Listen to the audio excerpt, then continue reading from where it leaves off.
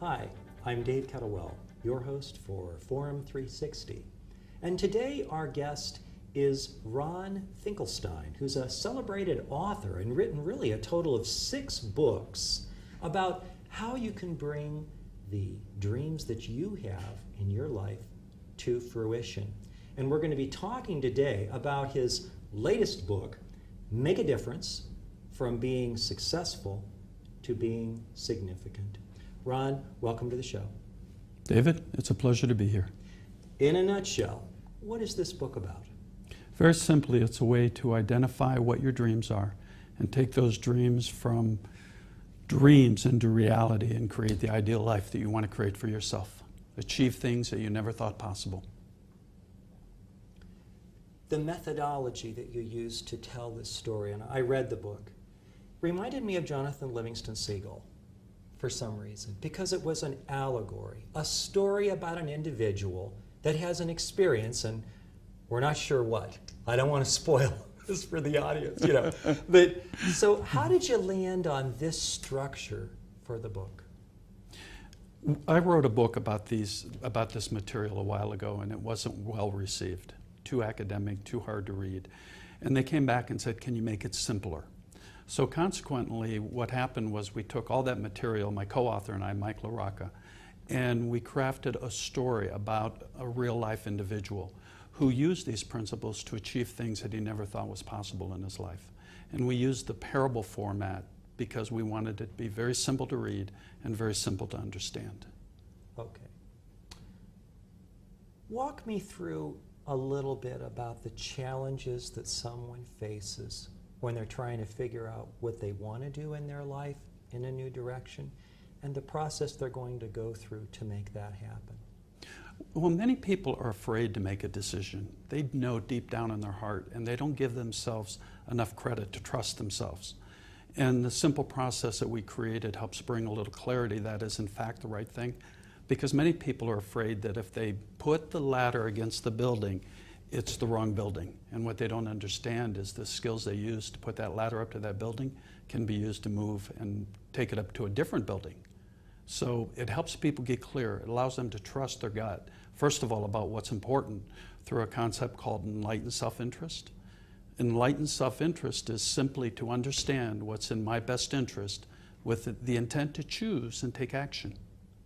And that's where success starts, by making a choice and taking action. Could you tell me a story that can bring enlightened self-interest to light for me? I can tell you several.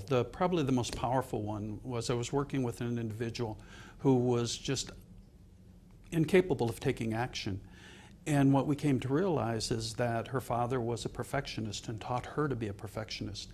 And nothing was ever right, nothing was ever perfect.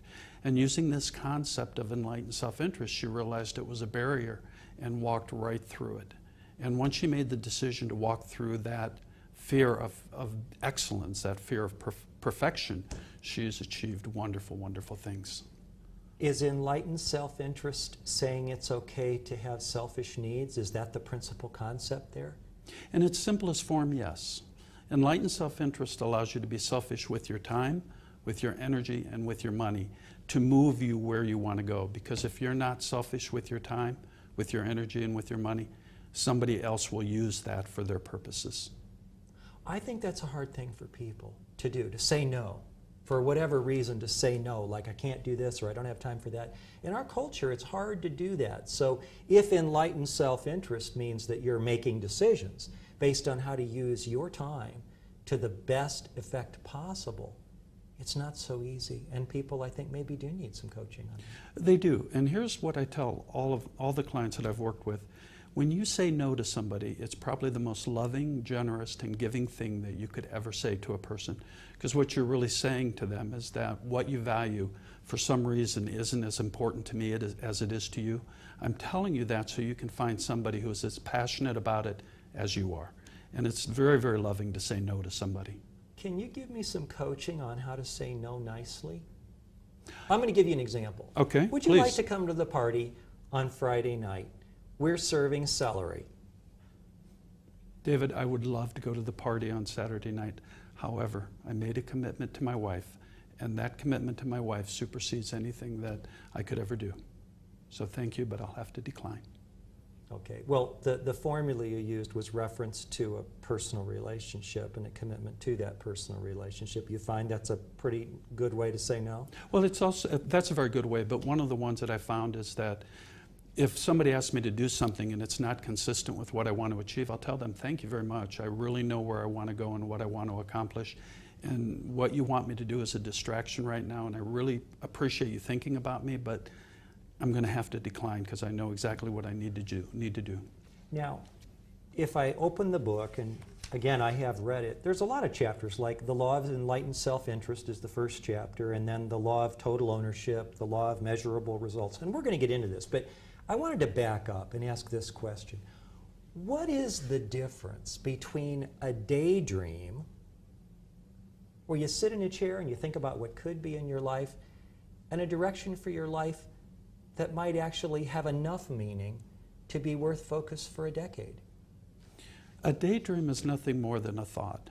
The intent behind enlightened self-interest, David, is very simple. If there's no emotion behind it, if there's no energy behind it, then you can't achieve it. A daydream has no energy, no emotion.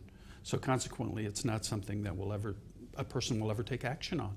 How do you know if something that's coming into your mind has energy? Well, let me give you an example in my own life. Many years ago, I had the idea of writing a book. And then when I looked into it and I said, that's too much work, I put it away. A few years later, the idea came back up again, and I said, what do I write about? I don't know, and I put it away. Third time it came up, and all of a sudden I had the material, and I got really excited about it. And that was the information for my first book. So it's something that you will move towards gradually. It doesn't have to be something you'll move forward in an instant, but it's something that you can grow into, and that's the value of it. It changes as you do. It becomes a part of who you are. Well, it sounds like an idea with energy that could be a focal point for your life is going to have recurrence. It will come to your mind again and again in various forms over time. So that's one of the hints that you're on to an area that has energy. Because, I mean, people have to do a couple things. They're going to need to determine where they want to go, and then they're going to have to do that. Those are two different things. Is there any other guidance you can give to viewers on this show for how to fathom within where they might want to go with their lives? There's one simple question they can ask themselves. Most people are moving so much away from what they don't want, they don't know what they do want. So it's all I would ask them to say is, tell me what you don't want. As an example, well, I don't want to be poor. The opposite of that is what you do want. So what you're saying is you want wealth. And then we can go through the process of defining how much by when and how you're going to accomplish it.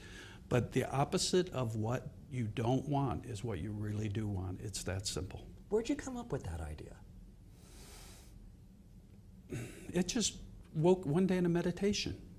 It just came to me. I realized what I was doing was defining what I didn't want.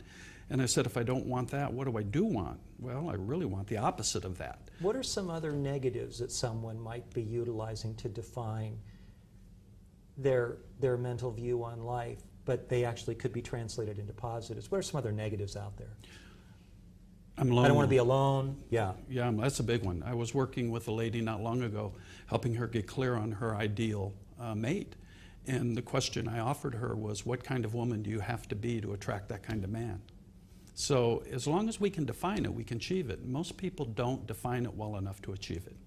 That's a very interesting comment you just made. What kind of a woman would you need to be to attract the kind of man that you want in your life? It's a completely different mental space than, I don't want to be alone. Oh, completely. One of them is empowering and actually moves you towards some clarity on what you could do. And the other one is really a grump, almost. It's a complaint. Yeah. It's a complaint. So complaints are not empowering? No. They take energy away. Jim Rohn said it best. He goes, when you set a goal, it's not the accomplishment of the goal that's important. It's the kind of person you become to achieve that goal. And that is so profound, and it's so wise in its simplest form, that when you think about it, when you set a goal, what kind of person do you have to become to achieve that goal? That's why goal setting is so important. That's the essence of enlightened self-interest. Could you say that again? Setting a goal is not about the outcome of achieving the goal.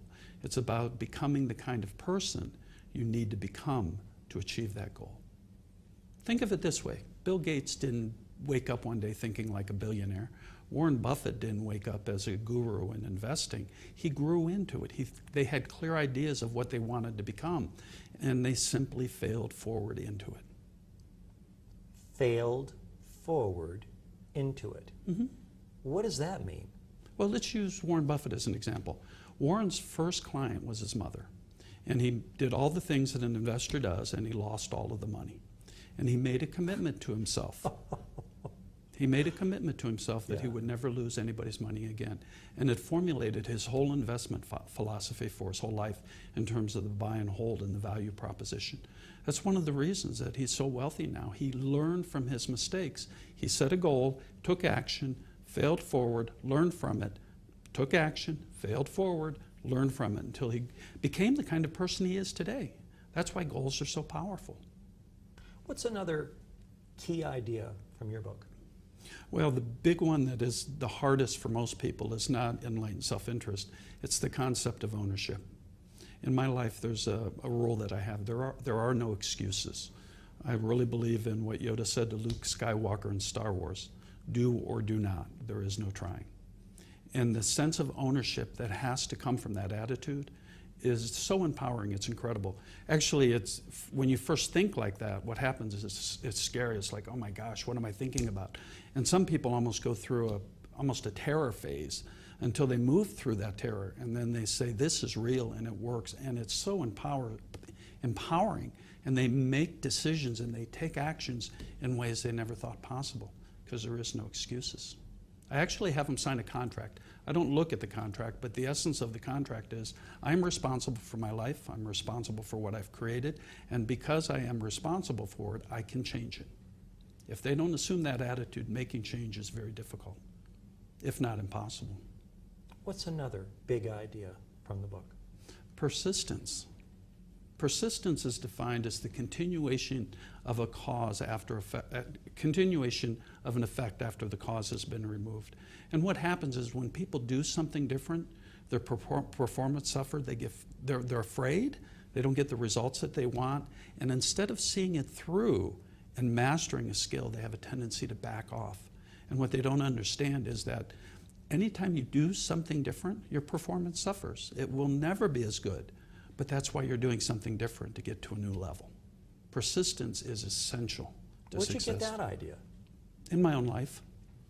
Having been involved in the martial arts for many years, we took that concept, and when you learn something as a white belt, it is so hard that when you learn a new technique or a new concept or a new defend, you really have to work at it. And the first several times you do it, it just doesn't work.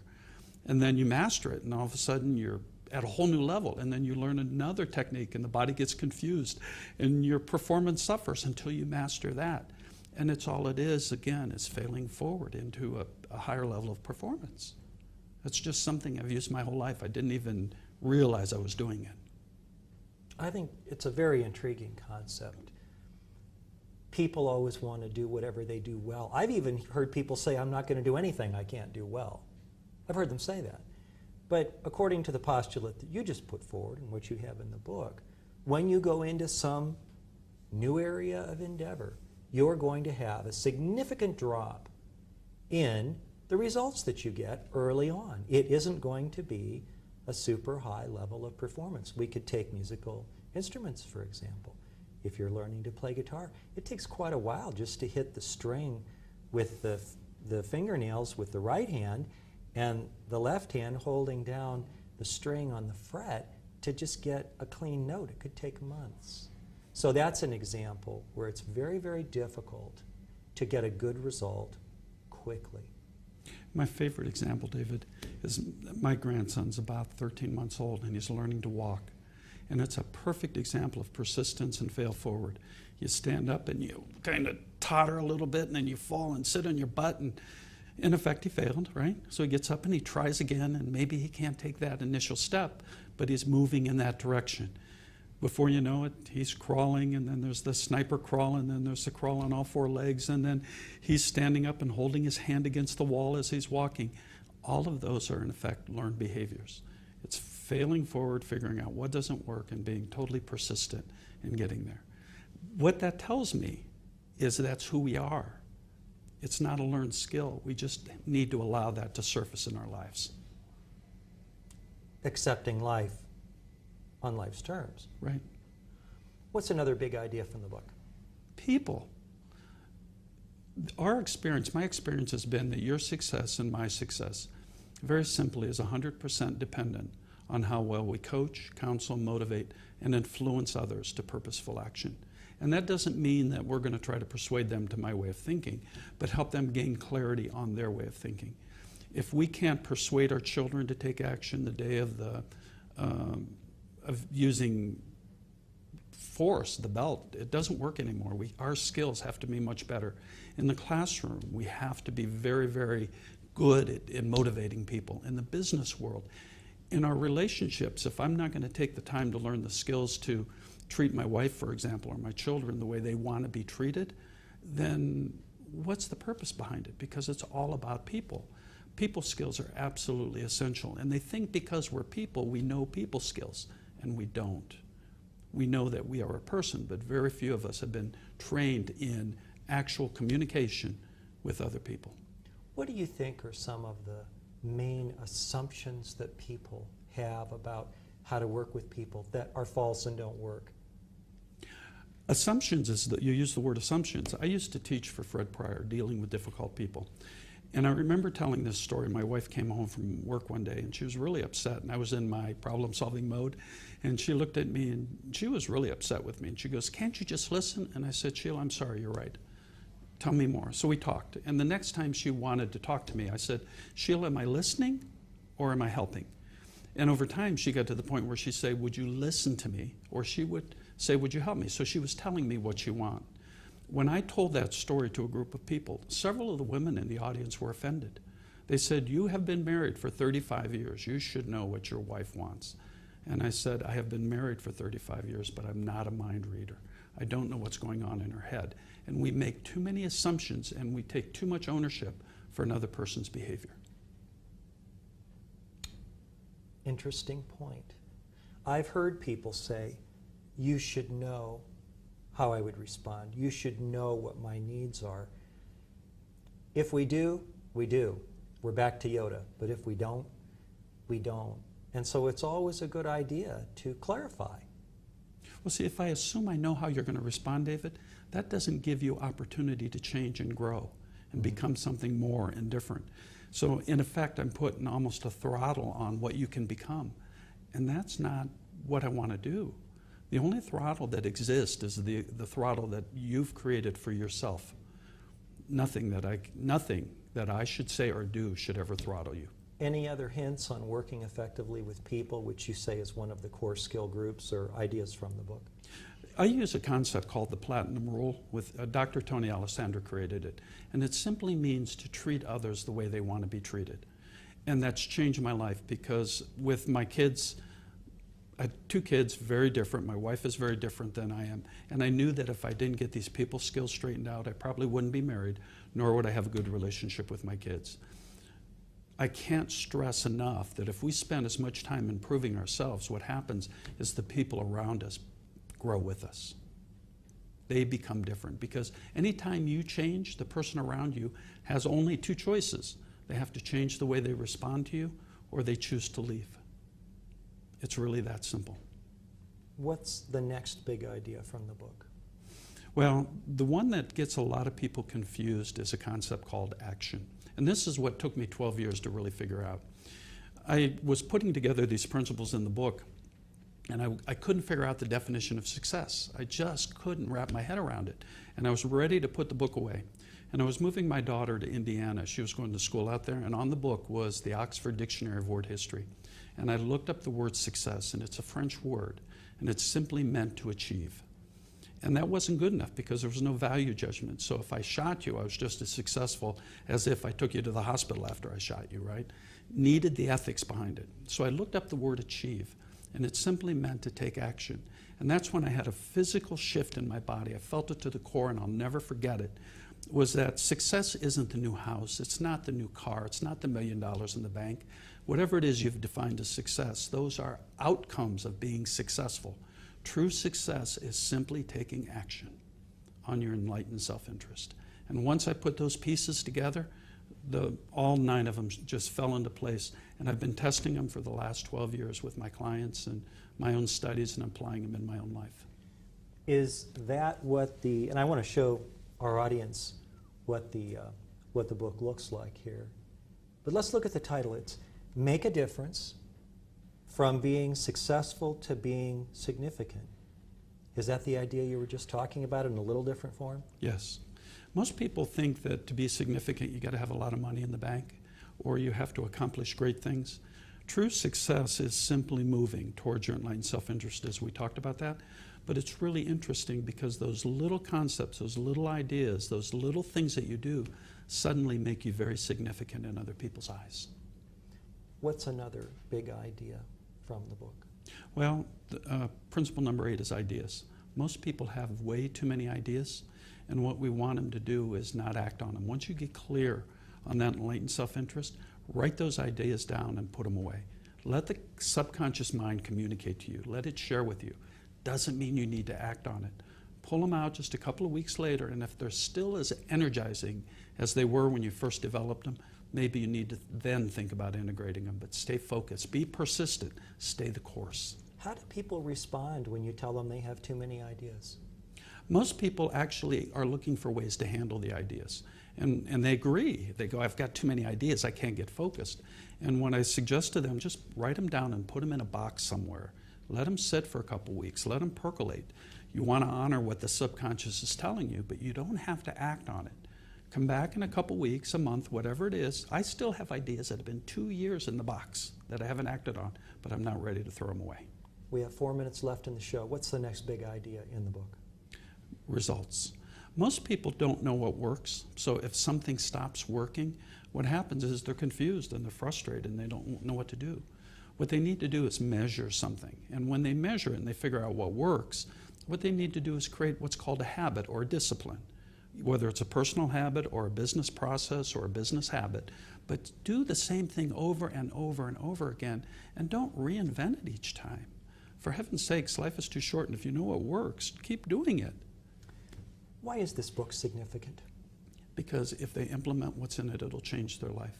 I just got an email from a gentleman who bought the book, and it was a fascinating email because he goes, using the concepts in this book, I was able to define the ideal job that I wanted, put a roadmap together to get that job, and I just wanted to let you know, Ron, I just landed it. I want to show the book one more time.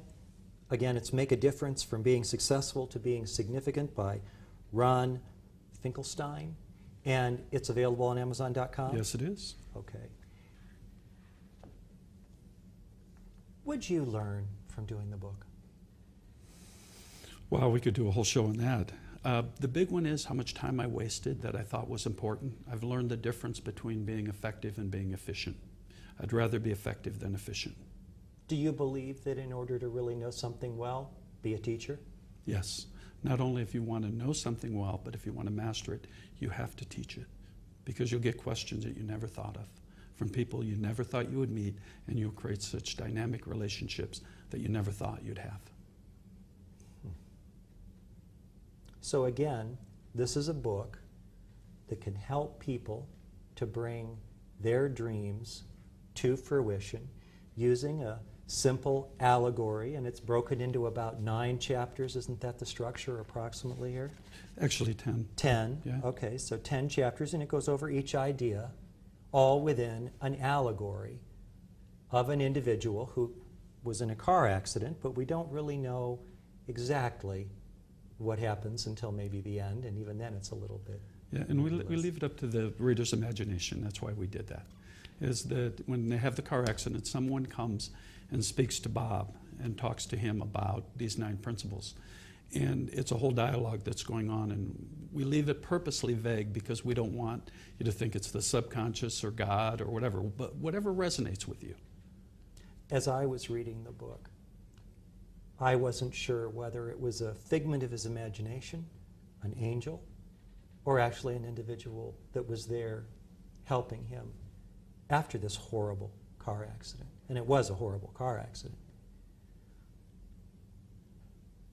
What's the most fun comment you've heard about your book? We have 1 minute left. How people's lives have changed. One woman told me that her whole relationship with her family changed overnight using these principles. I love that. I love knowing my life has meaning and it's making a difference to others. Great. Again, we've been visiting today with Ron Finkelstein, who's the author of many books.